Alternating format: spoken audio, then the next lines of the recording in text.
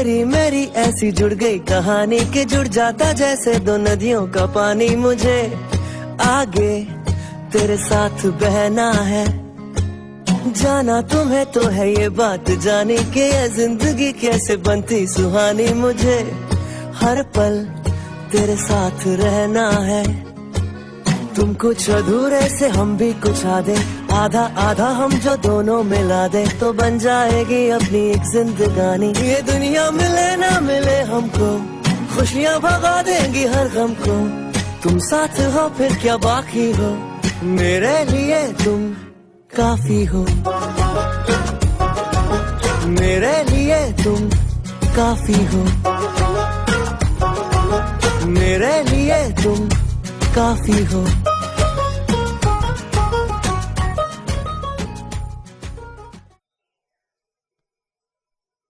ओम शांति।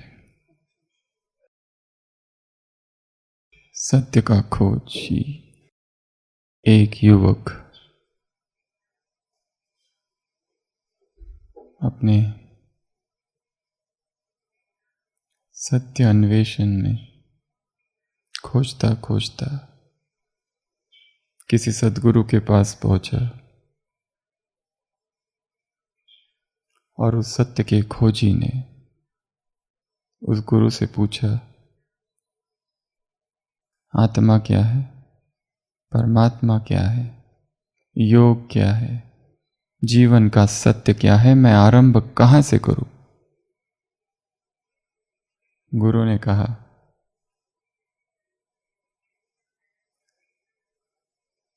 निकट के जलप्रपात की ध्वनि को तुम सुन सकते हो? उस युवक ने कहा, हाँ, भली बात ही सुन रहा हूं। उस गुरु ने कहा, बस उस जलप्रपात की ध्वनि से ही शुरू करो, क्योंकि जलप्रपात की वह ध्वनि, प्रकृति की वह ध्वनि ही द्वार है परमात्मा तक पहुंचने का। प्रकृति भी द्वार है जो तुम्हें ईश्वर के राज्य तक ले जाएगी। उस ध्वनि को सुनो, उसकी आवाज को सुनो, बस वही से मार्ग मिलेगा। प्रकृति के उस मौन को सुनो, जिसने प्रकृति के उस मौन को सुन लिया, उस साउंडलेस साउंड को, उस चैंटलेस चैंट को, उस अजपा जाप को सुन लिया, वो परमात्मा के द्वार तक पहुंच जाएगा। प्रकृति हमें जोड़ती है उस परमात्मा से। ये सारा विस्तार जो कि इस कलयुगी अंत में भी इतना सुंदर है, वो हमें ले जाती है देह से पार, देह से दूर, देह से परे। देह से परे जाना प्रकृति के सानिध्य में बहुत सुलभ है।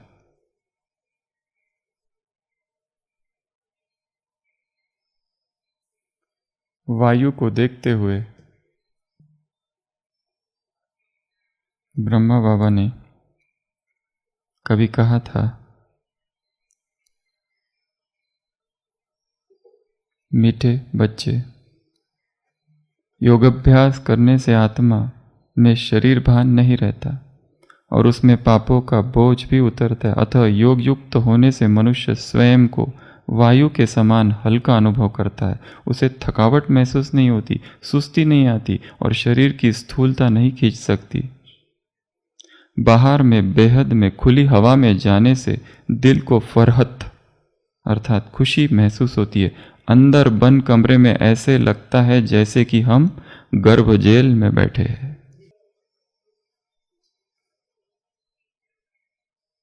बंद कमरे में बैठे हैं ऐसे जैसे कि गर्भ जेल में बैठे हैं।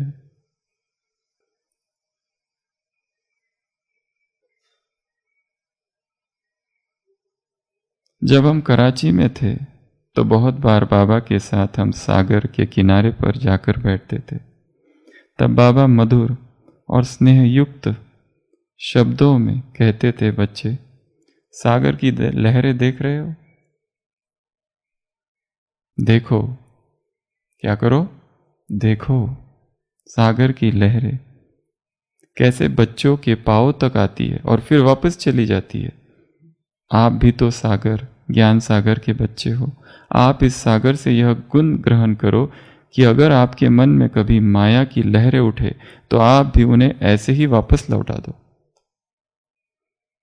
बच्चे देखो, सागर में किचड़ा अथवा कूड़ा डालते हैं तो वह सागर के अंदर नहीं जाता बल्कि ऊपर ऊपर ही रह जाता है। इस सागर की तरह आप बच्चे भी अपना स्वभाव बनाओ, अपने मन के अंदर कोई भी किचड़ा ठहरने नहीं दो। देखो बच्चों, गोताखोर सागर में काफी नीचे जाकर हीरे मोती लाल आदि ले आता है। इसी तरह आप भी विचार सागर मंथन कर, आप भी ज्ञान सागर शिव बाबा के ज्ञान की गहराई में जाओ तो आपको भी बहुत अनमोल हीरे रत्न और मोती मिलेंगे। बच्चे देखो, सागर कितना शांत, गंभीर, प्रशांत, मर्यादित, भीतर से धैर्यवत भी है। भले ही ऊपर से लहरें है परंतु नीचे देखो वह सदा शांत है। आप भी ऐसे शांत तथा धैर्यवत हो जाओ। सागर पर पड़े शालिग्रामों की ओर इशारा करते बाबा, यह देखो पानी की लहरें और छींटों में पत्थर भी घिस घिस कर पूजनीय शालिग्राम हो गया। ऐसे ही आप भी कठिनाइयों को सहन करेंगे और ज्ञान सागर की लहरों में लहराएंगे तो एक दिन आप भी साफ और पूजनीय अर्थात पावन बन जाएंगे। प्रकृति चारों ओर बाहें फैलाए हुए है, आह्वान कर रही है, आ जाओ। परंतु मनुष्य ने क्या किया है? प्रकृति को जीतने का प्रयास किया है। उसका प्रयत्न बलात् प्रयत्न है। उसकी हसरत जीतने की है। वो हासिल करना चाहता है, कब्जा करना चाहता है।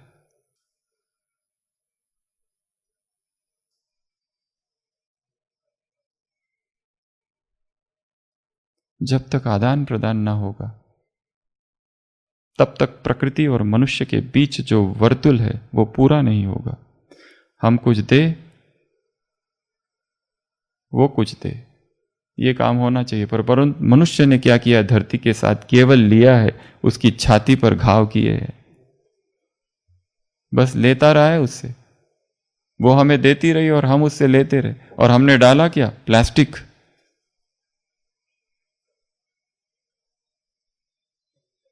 केमिकल्स। क्या बनाया है हमने? फैक्ट्रीज, प्रदूषण। मनुष्य और प्रकृति के बीच एक गहरा नाता है। जब तक व्यक्ति इस नाते को नहीं जानता तब तक वो कभी स्वस्थ हो ही नहीं सकता। इसलिए अपनी थाली में सबसे ज्यादा आहार कौन सा होना चाहिए? Vitamin N. बाकी विटामिन कम हुए तो चलेगा, पर इसकी मात्रा को बढ़ाओ। विटामिन एम अधिक से अधिक हो। अगर जो ले रहे उसका डोज बढ़ाओ। जो जितना अधिक विटामिन ए एन का सेवन करेगा उतना अधिक स्वस्थ होगा, निरोगी होगा, प्रकृति के समीप होगा, निकट होगा। और जो प्रकृति के जितना निकट है प्रकृति स्वयं उसकी देखभाल करेगी। इसलिए आज से कितनी बार खाओगे विटामिन एन? कितनी बार सेवन करोगे? जितना सेवन करना चाहो उतना करो। इसमें कभी भी टॉक्सिसिटी नहीं हो सकती। विटामिन एन लेते ही रहना है, लेते ही रहना है, लेते ही रहना है। हर रूप में लो, टैबलेट रूप में, इंजेक्शन रूप में, सिरप रूप में। जितना ले सको, जब ले सको, जहां ले सको, सेवन चालू ही रहे। ओवरडोज कभी नहीं होगा।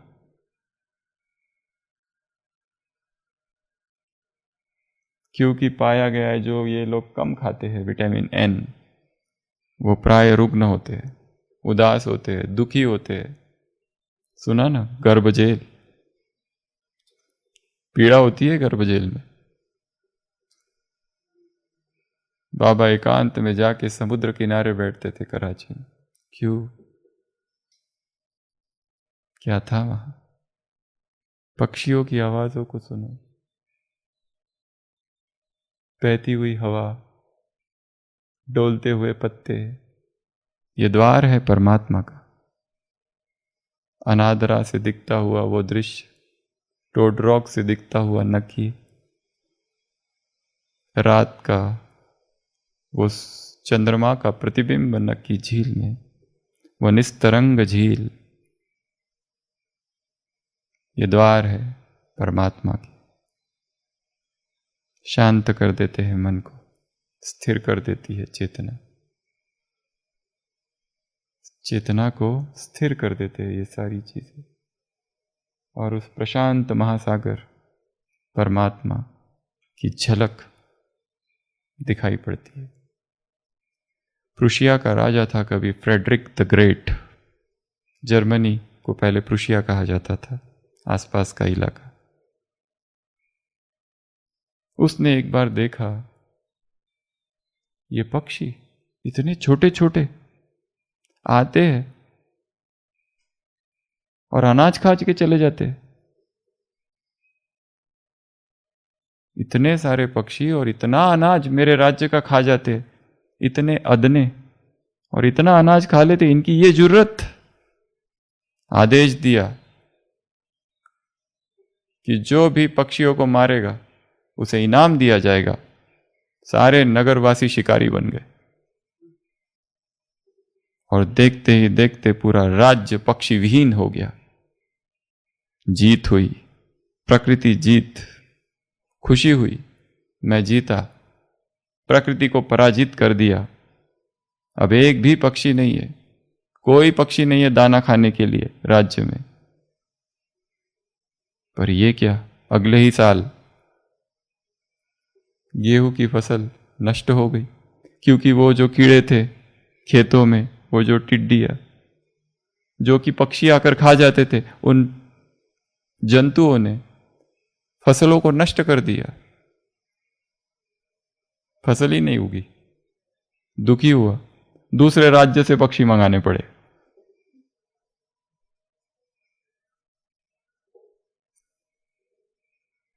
जब जब प्रकृति से संबंध टूटेगा, प्रकृति क्रुद्ध होगी, बदला लेगी। अन्यथा प्रकृति जैसा मित्र कोई नहीं। पर्यावरण। रविंद्रनाथ टैगोर की एक कविता है, बंगाली में है। तुमी नब नब रूप ऐसो प्राणे, ये उसका शीर्षक है। Gitanjali poem number 6। आओ नव नव रूपों से तुम प्राणों में, आओ गंधों में, वर्णों में, गानों में, आओ अंगों में तुम पुलकित स्पर्शों में, आओ हर्षित सुधा सिक्त सुमनों में, आओ मुग्ध मुदित इन दोनों नयनों में, आओ नव नव रूपों में तुम प्राणों में। कवि कहता है तुम आ जाओ, कहाँ आओ, इन प्राणों में आ जाओ। किस रूप में आओ? हर दिन नए रूप में आओ। गंधों में आओ, वर्णों में आओ, गानों में आओ, अंग अंग में आओ, पुलकित स्पर्श में आओ, हर्षित सुधा सिक्त सुमनों में आओ, मुग्ध मुदित इन दोनों नयनों में आओ, आओ निर्मल उज्जवल कांत, हे प्रिय आओ, आओ सुंदर स्तिग्ध सुंदर प्रशांत, आओ आओ आओ हे चैत्य, हे वैचित्र विधानों में, आओ सुख दुखों में तुम आओ, आओ मर्मों में आओ, नित्य नित्य ही सारे कर्मों में, आओ आओ सर्व कर्म अवसानों में, आओ नव नव रूपों में तुम प्राणों में। तुमी नभ नभ रूपे ऐसो प्राणे, आओ। प्रकृति का क्या करना है? आह्वान। तो कल हमने देखा था, क्या देखा था कल? प्रकृति का प्रेम, प्रकृति का सानिध्य, प्रकृति का सम्मान, प्रकृति का धन्यवाद, ये 2 बातें देखी थी। आज हम देखेंगे प्रकृति का संरक्षण, प्रकृति की सफाई। आज से व्हाट्सएप का जो ग्रुप है उसमें रोज एक टिप भेजी जाएगी जिसको कहेंगे लाइफ सस्टेनेबिलिटी टिप, कि प्रकृति की रक्षा हम कैसे करें। हर दिन कुछ ना कुछ एक नया होगा। आज से वो चालू होगा, इंग्लिश में होगा। हर दिन कुछ ना कुछ नई बात होगी जो हमें अपने कमरे में करनी है या बाहर प्रकृति के साथ करनी है। हर दिन नई नई होगी। तो सबसे पहला तो हमें प्रकृति को दूषित नहीं करना है किसी भी तरीके से। प्रकृति को हानि नहीं पहुंचानी है किसी भी तरीके से। और सबसे ज़्यादा हानि हम तब पहुंचाते हैं जब कोई फूल को तोड़ते हैं। मम्मा धरती पर चलती थी, आवाज नहीं होता था। चप्पल की भी आवाज नहीं, धरती को दुख होता है। इतना अहिंसक भाव, क्यों किसी फूल को तोड़े अपनी खुशी के लिए? क्यों किसी को दुख दे? क्यों किसी कली को तोड़े? क्यों किसी झाड़ को तोड़े? उसको भी दुख होता है। लूथर बर्बैंक था विदेश में, फादर ऑफ हॉर्टिकल्चर कहा जाता है। उसने एक कैक्टस के साथ 6 मास तक बातें की। हे मेरे दोस्त कैक्टस, कितने तुमको स्पाइन है, कांटे हैं। और उसने पहली बार मनुष्य इतिहास में ऐसा कैक्टस बनाया, स्पाइनलेस कैक्टस। इंटरनेट पे चित्र देख सकते हो उसका, खड़ा है पीछे spineless cactus. The first connection of man with plant kingdom. उससे बातें करते करते प्लांट टेलीपैथी, झाड़ से बात करना, झाड़ को महसूस करना। यदि तुम झाड़ के दुखों को महसूस करोगे तो वो भी तुम्हारे दुख को महसूस करेगा। मनुष्य को क्या बताए अपने दुख और अपनी पीड़ा? झाड़ को बताओ, झाड़ से बातें करो। एक व्यक्ति ने पूरी किताब लिखी है झाड़ पर, पूरी की पूरी किताब ही लिख डाली।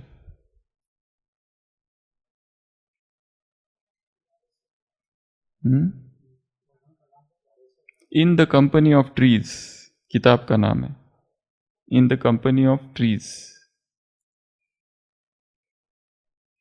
इतनी बड़ी किताब ही लिख डाली पूरी की पूरी।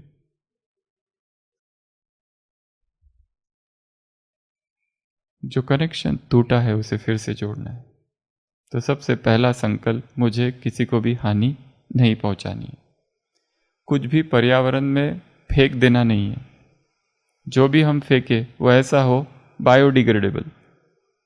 वो रोज की जो टिप्स भेजेंगे उसमें हर दिन एक नई पॉइंट होगी जो उस दिन के लिए लागू होगी और उसको फॉलो करना है। हर दिन इतनी सारी पॉइंट्स होगी, आज से चालू होगा 1 साल तक या उससे भी ज्यादा। हर दिन के लिए 1 पॉइंट। वो आप नहाते कैसे उसकी पॉइंट होगी, ब्रश किससे करते हैं उसकी पॉइंट होगी, खाते क्या है उसकी पॉइंट होगी, बालों को क्या लगाते हैं, सब कुछ जो पर्यावरण से जुड़ा है वो सारी पॉइंट्स होगी उसमें। हर दिन एक एक पॉइंट होगी और उसको पढ़ना है। आज एयर इंडेक्स की पॉइंट है जो भेजेंगे। एयर इंडेक्स जो है वो बढ़ता जा रहा है, एयर पोल्यूशन बढ़ता जा रहा है। तो आज की जो पॉइंट है वो है अधिक से अधिक क्या करो, झाड़ लगाओ। Plant trees and take care of them. Air quality index AQI। AQI पता है क्या होता है? AQI जितना ज्यादा उतनी हवा प्रदूषित। AQI रहना चाहिए 50 के अंदर। आज की तारीख में, आज तारीख है 12, आज का माउंट आबू का AQI है 53। हम लोग सेफ जोन में है, हम लोग सेफ जोन में है। जब AQI 0 से 50 है तो अच्छा है, गुड। 51 से 100 मॉडरेट, 50 100 के ऊपर चला गया मतलब अनहेल्दी। फॉर सेंसिटिव ग्रुप, कुछ कुछ लोगों के लिए 150 के ऊपर 200 तक अनहेल्दी, 200 के ऊपर 300 तक वेरी अनहेल्दी, और 300 के ऊपर तो इमरजेंसी है, डेंजरस। शहरों में AQI बहुत ज़्यादा है, इतनी प्रदूषित वायु है। माउंट का आज का AQI केवल 53 है। कितनी शुद्ध हवा है यहाँ पर। बिकॉज क्यों? क्योंकि चारों ओर पहाड़ पहाड़ है, पेड़ ही पेड़ है। जितने अधिक पेड़ उतने हम सुरक्षित। पेड़ों में ऊर्जा है। जैसे कल भी कहा था, एक पूरा दिन यदि पेड़ के नीचे गुजारो, पूरा दिन यदि जंगल स्नान में गुजारो, तो कुछ और ही हो जाता है। कुछ ऐसे चेंजेस, कुछ ऐसी बातें पता चलती है जो पहले कभी नहीं पता चली थी।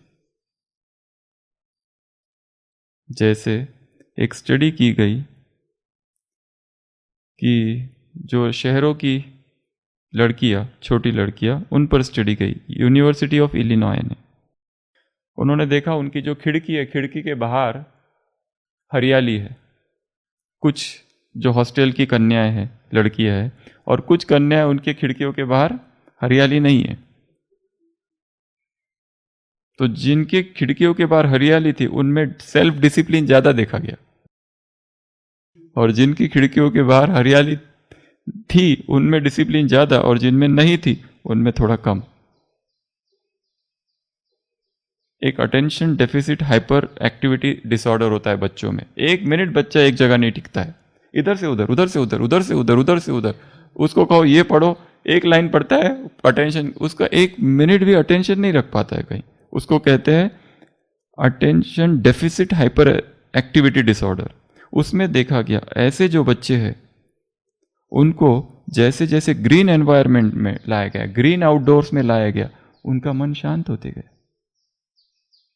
बहुत सारी स्टडीज की गई उनके ऊपर। उसी तरह अगर हम 20 मिनट तक किसी जंगल से गुजरते हैं, या फिर यहां यह देखा गया कि एक लोगों का ग्रुप था, वो 3 दिन के लिए फॉरेस्ट ट्रिप निकाली उन्होंने, तो उनके शरीर में 50% इंक्रीज हो गया नेचुरल किलर सेल्स में। जो हमारे शरीर में नेचुरल एंटीबॉडीज प्रोड्यूस होते हैं, या फिर जिसको कहेंगे नेचुरल पेन किलर्स प्रोड्यूस होते हैं, एंडोर्फिन्स, उनकी संख्या बढ़ गई जंगल से गुजरते गुजरते ही।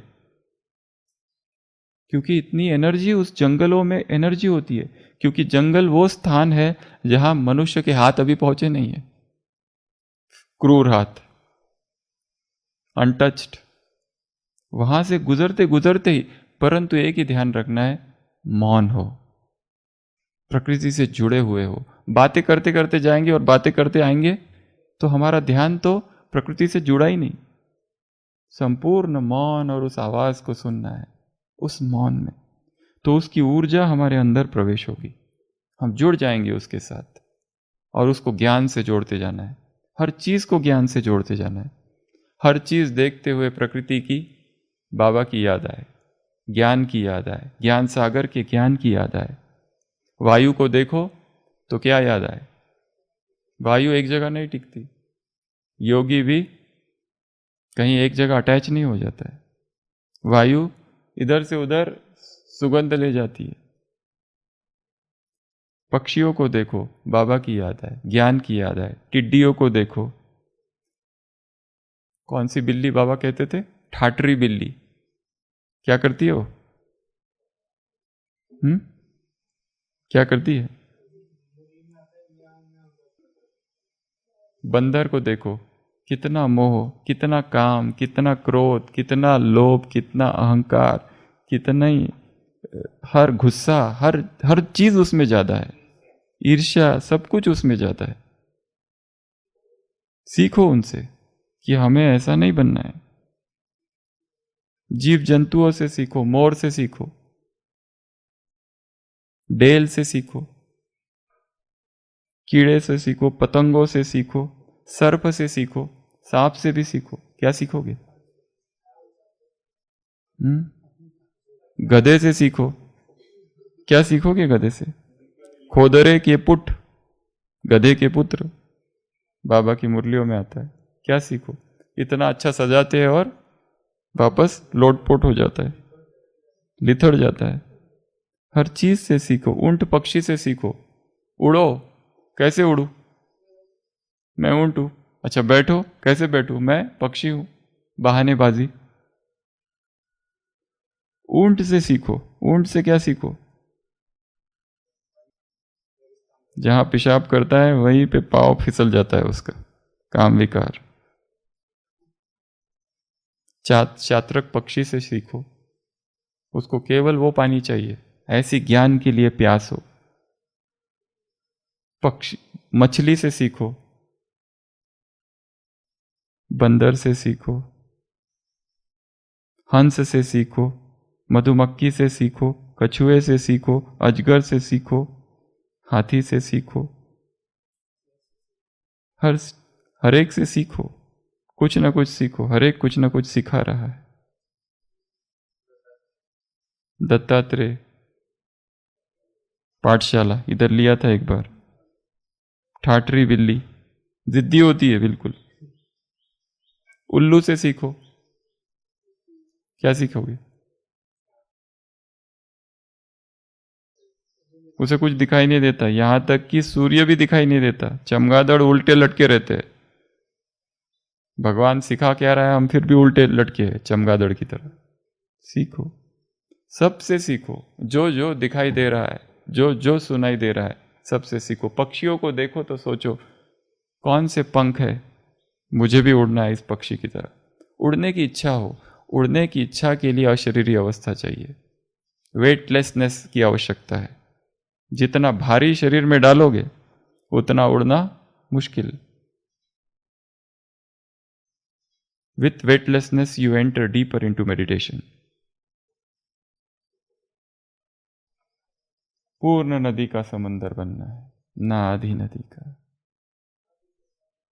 आधा आधा क्या, बहुत बन लिया आधे। अब संपूर्ण आसमां बनना है। तो पर्यावरण की रक्षा, उसको दूषित नहीं करना है हमारी किसी चलन से। चॉकलेट खाया, फेंक दिया रैपर, किसको दिखता है? बस से जा रहे थे, जंगल में गए पिकनिक करने,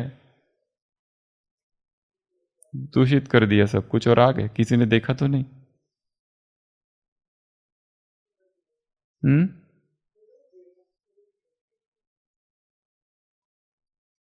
हमारी वजह से किसी को हानि ना हो, किसी को नुकसान ना हो। रक्षा करनी है, हम रक्षक है पर्यावरण के। प्रकृति हमारा मित्र है, उसको अपना मित्र बनाना है। उस पर लड़ाई नहीं करनी है, उस पर जीत हासिल करने की कोशिश नहीं करनी है। प्रकृति जीत मतलब ये नहीं कि प्रकृति को हरा देना। प्रकृति जीत अर्थात प्रकृति को अपना मित्र बना देना, अपना दोस्त बना लेना, उसका दिल जीत लेना। प्रकृति सहायक हो जाएगी, हर चीज में सहायक होगी। प्रकृति ही स्वास्थ्य प्रदान करेगी तुमको। जो उसके गोद में बैठा है उसको कभी भी वो हानि नहीं पहुंचा सकती, कभी भी नहीं। कोई रोग, कोई बीमारी, कुछ नहीं हो सकता जो प्रकृति की गोद में बैठा है। अगला, प्रकृति को सकाश, प्रकृति को पवित्र करने के मार्ग बताओ क्या क्या है? 1 2 3 4 5 6 7। कैसे कैसे हम प्रकृति को शुद्ध करें? सबसे पहले संकल्प से। सबसे पहला मार्ग है प्रकृति को शुद्ध करने का। संकल्प करो प्रकृति के बारे में। जहां जहां प्रकृति के लिए संकल्प करो कि प्रकृति शुद्ध हो रही है, प्रकृति पावन हो रही है। बाबा क्या कहते हैं? प्रकृति को मुझे चार्ज करना है, प्यूरिटी के वाइब्रेशन देना है। दूसरा मार्ग है पवित्रता। हम जितने पवित्र बनेंगे प्रकृति उतनी पवित्र बनेगी। हम में यदि दूषित विचार है, हम में यदि ब्रह्मचर्य बार बार खंडित हो रहा है, तो ब्रह्मचर्य पवित्रता प्रकृति में भी कैसी रहेगी? ब्रह्मचर्य अर्थात ब्रह्मा समान आचरण, ब्रह्म में जो आचरण है वैसा, इतना शुद्ध। तीसरा मार्ग है दृष्टि। हमारी दृष्टि से हमें पवित्रता को पावन करना है। जंगलों में घूमो, झाड़ों को देखो, पत्ती को देखो, एक एक पत्ती को बैठकर दृष्टि दो। 1 घंटा तो इसमें गुजर जाएगा, कई घंटे गुजर जाएंगे। बैठ जाओ झाड़ के पास और जो जो पत्ता दिख रहा है उसको प्यूरिटी देते जाओ, देते जाओ, देते जाओ, देते जाओ, देते जाओ। योग का योग भी हो गया, प्रकृति पावन भी हो गई, श्रीमत का भी पालन कर लिया।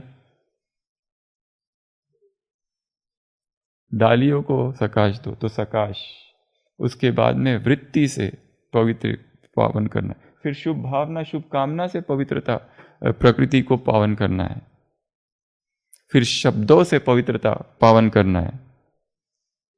वो जो बरमुडा टैंक, वो कौन सी जगह है, वहाँ पर एक जब गांव में झाड़ सूख जाता है या खराब हो जाता है, सारे गांव वाले आते हैं और झाड़ को रात भर गालियां देते हैं, सुबह तक झाड़ गिर जाता है, क्योंकि वो हमारे वाइब्रेशंस कैच करता है। डॉक्टर इमैटू मासरू, उसने पूरी किताब लिखी है उसके ऊपर, हमारे संकल्पों का पानी पर क्या प्रभाव है। तो प्रकृति पर प्रभाव है हमारे संकल्पों का। हम प्रकृति को कुछ कहते रहे तो वो मानेगी हमारी बात। रोज एक झाड़ को, ऑर्गेनिक फार्मिंग, रोज एक झाड़ से बातें करते रहो, उसे प्यूरिटी की किरणें देते रहो, शक्तियाँ देते रहो, उसके प्रति अच्छा सोचते रहो, उसके प्यूरिटी के वाइब्रेशंस तभी देते रहो जब बीज डाला, वो झाड़ का फल बहुत मीठा होगा। योगिक फार्मिंग, रोज खेतों को सकाश देनी है। खेतों पर चलना कितना अच्छा फीलिंग आती है, खेत की मिट्टी, ये माटी भारत की माटी है। चाणक्य छोटा होता है, अपने मित्रों से कहता है इसे अपने मस्तक पर लगाओ। इस माटी को महात्मा बुद्ध और महावीर के चरणों ने पुनीत किया है, यह साधारण मिट्टी नहीं है।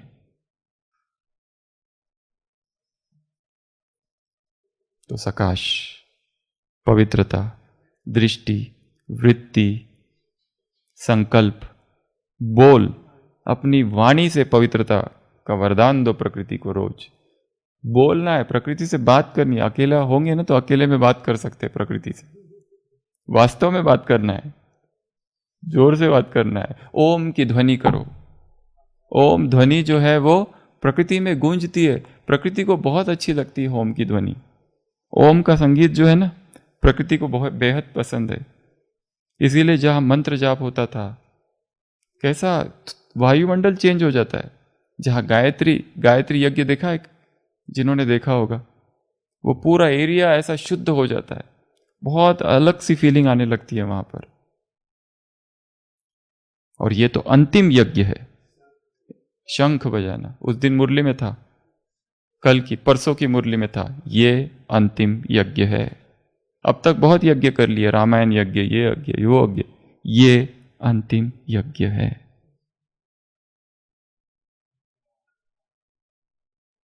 प्रकृति से जुड़ना, प्रकृति को फील करना, प्रकृति की रक्षा करना, प्रकृति से बात करना, प्रकृति को अपने अभिन्न अंग समझना। मनमोहिनी प्रकृति की गोद में जो बसा है, सुख स्वर्ग सा जहाँ है वह देश कौन सा है। जिसके चरण निरंतर रत्नेश धो रहा है, जिसका मुकुट हिमालय वह देश कौन सा है। निधिया जहाँ सुधा की धारा बहा रही, सींचा हुआ सलोना वह देश कौन सा है। जिसके बड़े रसीले फलकंद नाज मेवे सब अंग में सजे है वह देश कौन सा है। जिसके सुगंध वाले सुंदर प्रसून प्यारे दिन रात हंस रहे हैं वह देश कौन सा है। मैदान गिरी वनों में हरियाली लहकती आनंद में जहाँ है वह देश कौन सा है। जिसके अनंत धन से धरती पड़ी पड़ी है, संसार का शिरोमणि वह देश कौन सा है। राम नरेश त्रिपाठी, वह देश कौन सा है? वो भारत है। इतना सुंदर देश, इतनी हरियाली जहाँ पर है, इतने प्रसून यहाँ पर है, इतने फूल यहाँ पर है, ये वैरायटी फूल यहाँ पर है। कभी ये देखा है, बच्चों को ये ट्रेनिंग दी जाती है सुपर सेंस की। सेंस करो, एक एक चीज की जाकर सुगंध लो, झाड़ की, एक एक फूल की जाकर सुगंध लो, धरती की जाकर सुगंध लो, नीचे लेट के मिट्टी की सुगंध लो। सिखाया जाता है सुपर सेंसेस डेवलप करने के लिए। देखो कि हवा कहाँ बह रही है, एक जगह बैठ जाओ और ये कहो हवा किस दिशा में बह रही है, इसका प्रयोग। एक जगह बैठ जाओ, देखो ये सुगंध किस, हर एक की सुगंध अलग अलग है, कौन सी वो सुगंध है। ट्रेस, पगडंडियों से गुजरो, ये पगडंडी कहाँ जाती है, या नई पगडंडियां निर्माण करो, अपना रास्ता। तो प्रकृति को सकाश देनी है कम से कम 2 बार ऑफिशियली और सारे दिन भर कई बार। जब भी प्रकृति से गुजरो, कहीं से भी गुजरो, यहां से किचन तक जाओ, डाइनिंग तक जाओ, बीच में कुछ ना कुछ तो मिल ही रहा है प्रकृति का। उसको सकाश देते देते जाओ। एक एक पत्ते को सकाश दो, वृक्ष को सकाश, उसके छाल को सकाश, धरती को सकाश देते देते चलो। सब कुछ सकाश ही सकाश। तो प्रकृति को हमें देना है प्योरिटी की। सूरज को दो, चंद्रमा को दो, सितारों को दो, आकाश को दो, सबको सकाश देते रहो। तो ये हो गया दूसरा भाग, एक संरक्षण, दूसरा सकाश देना, तीसरा है प्राण ऊर्जा ग्रहण करना, प्राणिक न्यूट्रिशन, प्राणिक पर्सन बन जाना है, प्राणिक लिविंग इसको कहते हैं। जो लोग प्राण ऊर्जा पर जीते हैं उन्हें किसी भी स्थूल भोजन की आवश्यकता नहीं रहती। जब विटामिन एन मिल जाता है तो स्थूल भोजन, शाकाहारी भोजन, फिजिकल फूड खाने की आवश्यकता बहुत कम हो जाती है। इसलिए जब पहाड़ों पर जाते हैं लोग क्या करते हैं, पहाड़ों के बर्फ का पानी पीते हैं। सूरज जो रेन वाटर होता है, प्योरेस्ट वाटर है वो, उसी पे आराम से कई दिन रहा जा सकता है बिना किसी भोजन के, आराम से स्वस्थ हो जा सकता है। तो ये प्राणिक ऊर्जा कैसे प्राप्त करें, प्राणिक न्यूट्रिशन कैसे प्राप्त करें, उसकी बहुत सारी विधियां तो हमने पहले ही देख ली है। सबसे पहला होता है सोलर प्राणा, सन प्राणा, जो हम प्राप्त करेंगे सन गेजिंग से, सूरज का प्राण। दूसरा है अर्थ प्राणा, जो हम प्राप्त करेंगे बेयरफुट वॉकिंग से। तीसरा होता है एयर प्राणा, जो हम प्राप्त करेंगे प्राणायाम से, ब्रीदिंग एक्सरसाइजेस से, जो अभी अभी इंग्लिश क्लास में हम सुन रहे थे, 10-10 ब्रीदिंग, वो हम किसी और क्लास में लेंगे, कैसे करें उस 10-10 ब्रीदिंग। प्राणायाम, स्क्वायर ब्रीदिंग, बॉक्स ब्रीदिंग, ये सब ब्रीदिंग छोटी छोटी टेक्निक है जो बैठे बैठे कहीं पर भी की जा सकती है, जिसमें, और ये उपवास के पीरियड में, फास्टिंग पीरियड में एनर्जाइजिंग का काम करती है, एनर्जी भर देती है। तो एयर प्राणा, एयर प्राणा अर्थात इस हवा में प्राण ऊर्जा है। Prana is the purest food on earth. Pranic living, pranic living, pranic nutrition, pranic food, सारे दिन भर प्राणिक फूड खाते रहो। प्राणिक फूड अर्थात एयर में प्राण है, सूरज में प्राण है, हवा में प्राण है, वो फूड।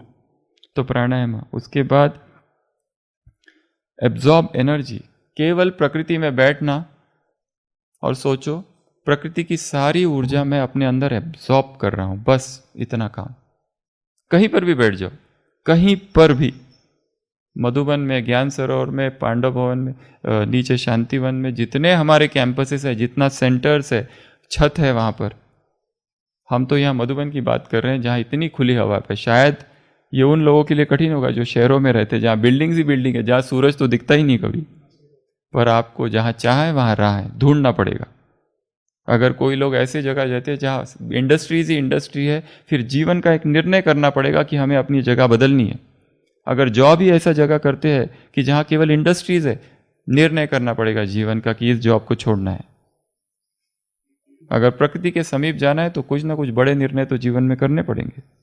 अगर जॉब ही ऐसा है, कभी नाइट, कभी मॉर्निंग, कभी डे, छोड़ना पड़ेगा अगर प्रकृति का आनंद लेना है तो। और सबसे अच्छी बात, विलेजेस की यात्रा करनी है, कभी कभी गाँवों की एक यात्रा करनी, पूरा एक दिन गाँव में बिताओ। गाँव के जितने चीजें, चक्का, चरखा, एक व्यक्ति है साउथ में, अभी भी है, वो रोज 23 किलोमीटर भागता है, उसका वीडियो है, आपको भेजेंगे। 23 किलोमीटर रोज भागता है और नंगे पांव भागता है, और महात्मा गांधी का फॉलोअर कहता है अपने आप को, कम से कम मिनिमलिस्टिक लिविंग, खर्चा नहीं करना है। चरखा चलाता है घर में, बिना चप्पल के भागता है 23 किलोमीटर डेली मैंगलोर सिटी में। क्यों इतना प्यार है ये सब लोगों को प्रकृति से? और भागते भागते क्या होता है, भागते भागते इतने नए संकल्प आते हैं। चलते चलते लंबा वॉक चले जाओ। डेली का कितना है स्टेप्स, कितने हैं मंजू बहन डेली के आपके? तो टोटल स्टेप्स कितने हैं? हाँ कितना? 18,000 स्टेप्स टोटल कितने हैं? टोटल स्टेप्स ब्राह्मणों के कम से कम 15,000 से 20,000 तो होने ही चाहिए। 15 से 20 हजार डेली के स्टेप्स तो कंपलसरी होने ही चाहिए, तब कहा जाएगा स्वस्थ है। और अभी लॉकडाउन से, अब लॉकडाउन के पीरियड में हम अपना बता रहे हैं, हमारे लॉकडाउन में ही स्टेप्स 12 से 14 हजार डेली के, बाकी दिन तो 21 हजार फिक्स्ड है, 21 को क्रॉस ही करते। 21 हजार मतलब कितना किलोमीटर हो गया? 14 से 15 किलोमीटर हर दिन, सुबह से लेकर रात तक पूरा चलना, रिकॉर्डिंग होते रहता है, या तो मोबाइल या तो वॉच, किसमें भी। वो स्वास्थ्य के लिए बहुत जरूरी है चलना। चलना सबसे बेस्ट एक्सरसाइज है। Hippocrates father of the medicine ने कहा है walking is the best medicine. इतने सदियों पहले कह चुका है, walking is the best medicine. चलते रहना, और चलोगे वो भी प्रकृति के सानिध्य में, फिर तो क्या बात, क्या क्या दिखता है चलते चलते। कभी फूल, कभी झाड़ियां, कभी पर्वत, कभी पहाड़, कभी पक्षी, कभी गिलहरी, कभी आम, कभी गिरे हुए आम, करवंदे, क्या कुछ दिखता है। तो बैठ जाना और सोचना प्रकृति की सारी ऊर्जा मुझ में आ रही है। फिर ईट लिविंग फूड खाना है जिसमें अत्यधिक प्राणिक ऊर्जा है, वो है जो लिविंग फूड है।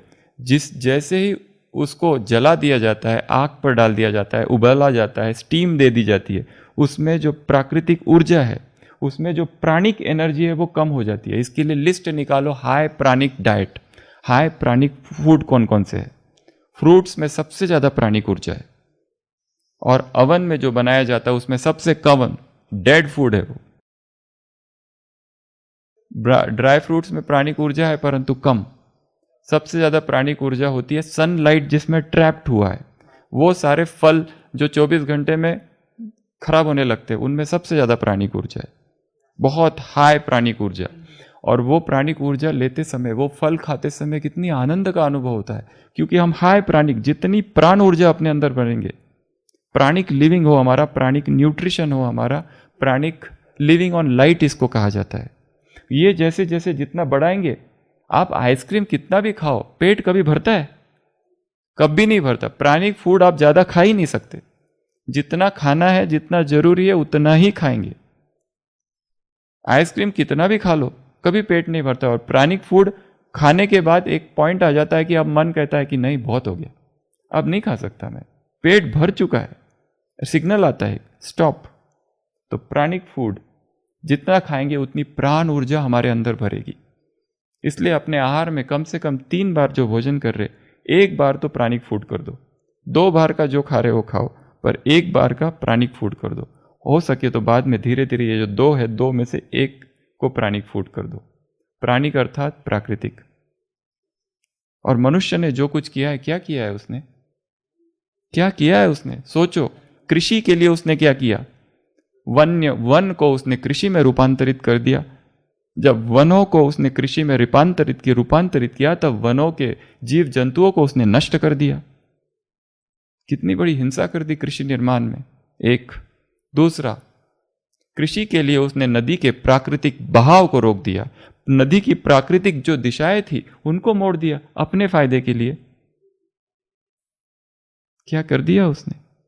नदियों के साथ खिलवाड़ किया अपने फायदे के लिए। और क्या किया उसने?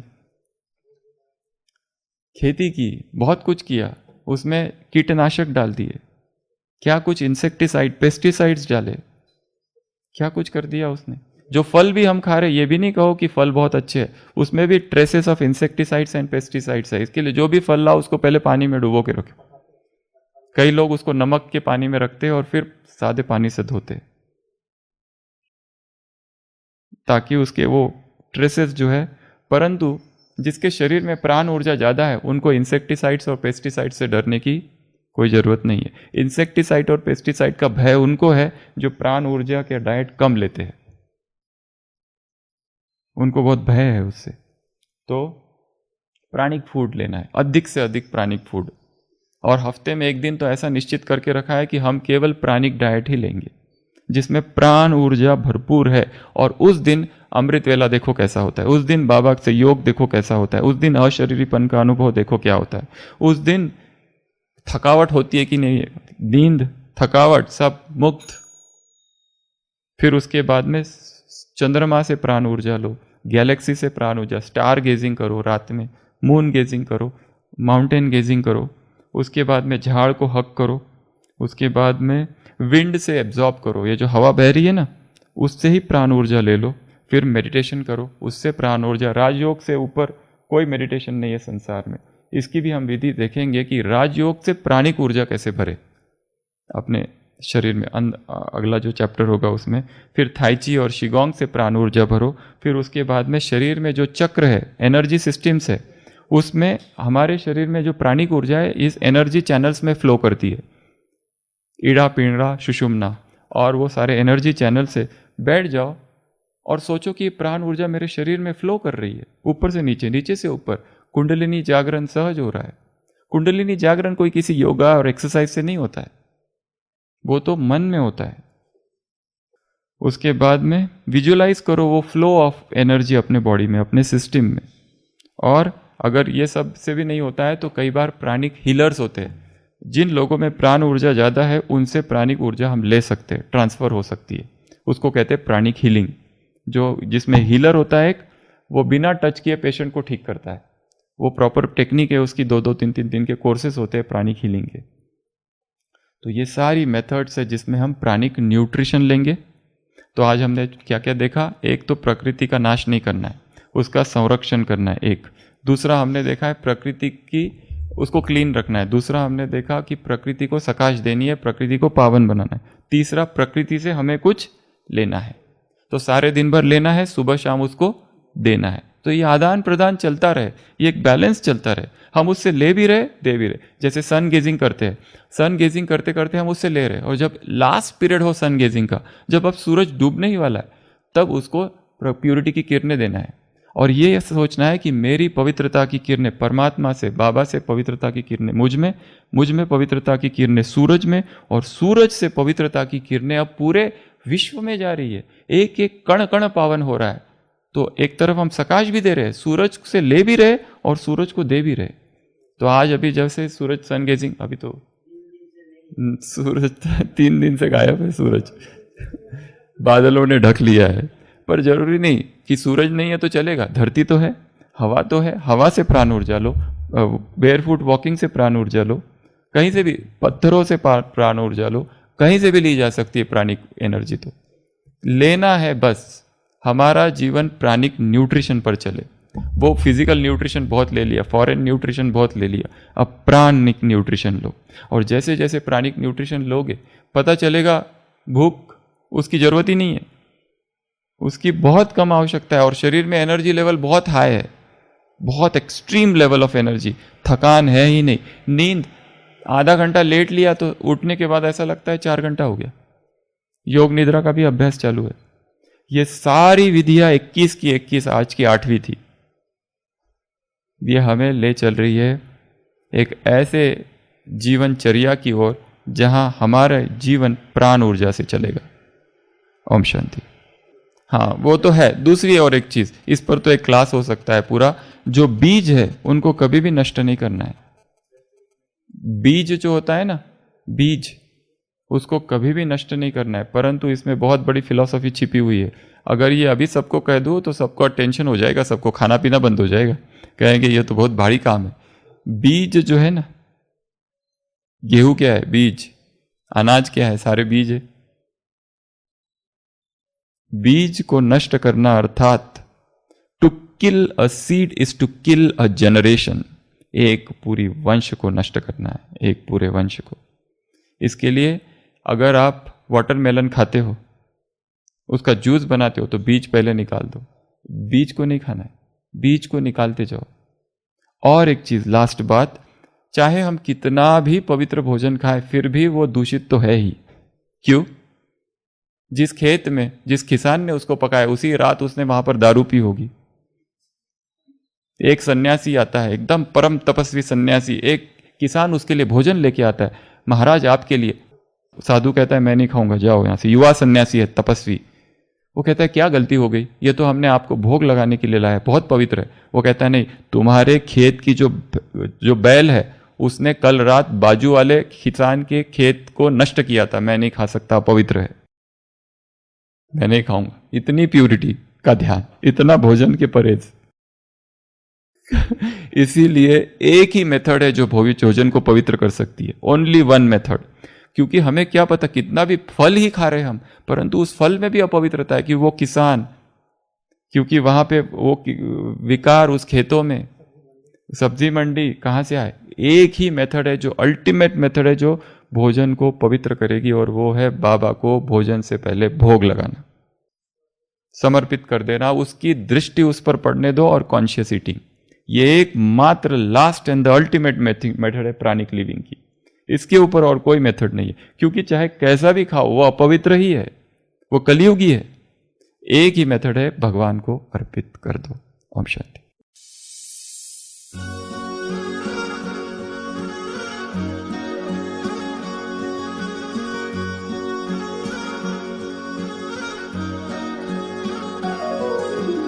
प्रभु कितनी सुंदर रचना तेरी,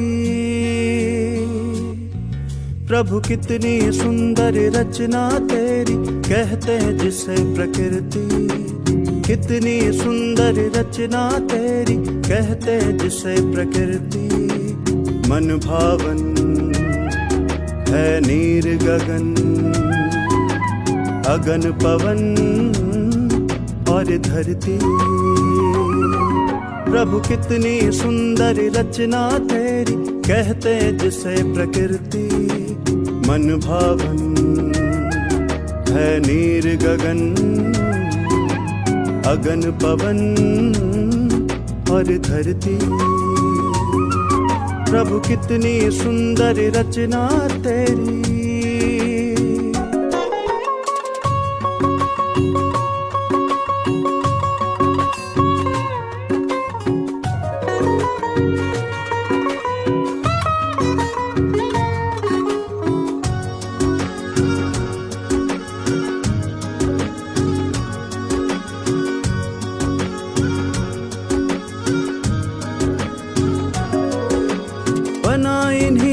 जीवन सबका कायम इन्हीं से रहता, बना इन्हीं से जीवन सबका कायम इन्हीं से रहता।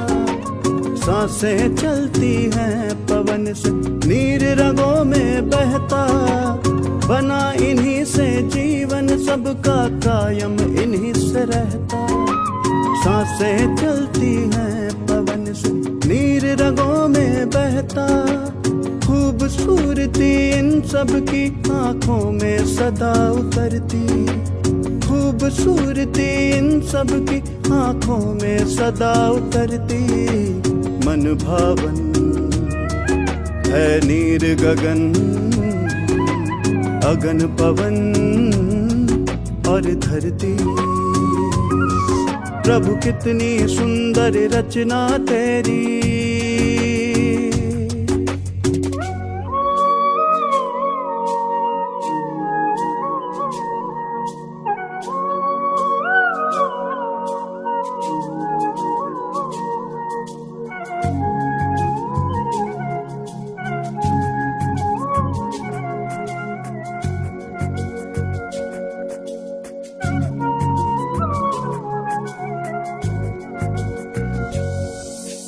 माँ बन करके गोद में अपनी पाले धरती माता। माँ बन करके गोद में अपनी पाले धरती माता। बन कर पिता अम्बर भी बाहों में सबको समाता। माँ बन करके गोद में अपनी पाले धरती माता। बन कर पिता अम्बर भी बाहों में सबको समाता। सूरज की किरणों से है ऊर्जा सभी में भरती। सूरज की किरणों से है ऊर्जा सभी में भरती। मन भावन है नीर गगन, अगन पवन और धरती। प्रभु कितनी सुंदर रचना तेरी, कहते जिसे प्रकृति। कितनी सुंदर रचना तेरी, कहते हैं जिसे प्रकृति। मन भावन है नीर गगन, अगन पवन और धरती। प्रभु कितनी सुंदर रचना तेरी।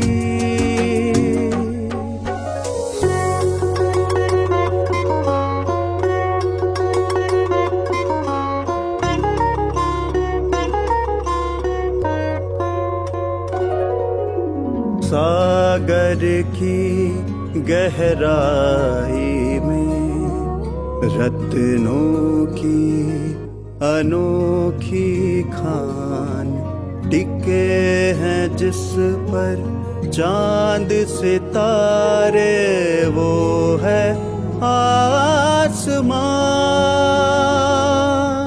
सागर की गहराई में रत्नों की अनोखी खान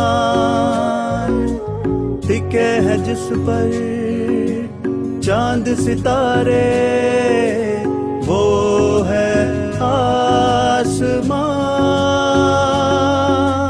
पल पल इन्हीं के सदके है जिंदगी निखरती, पल पल इन्हीं के सदके है जिंदगी निखरती। मन भावन है नीर गगन, अगन पवन और धरती।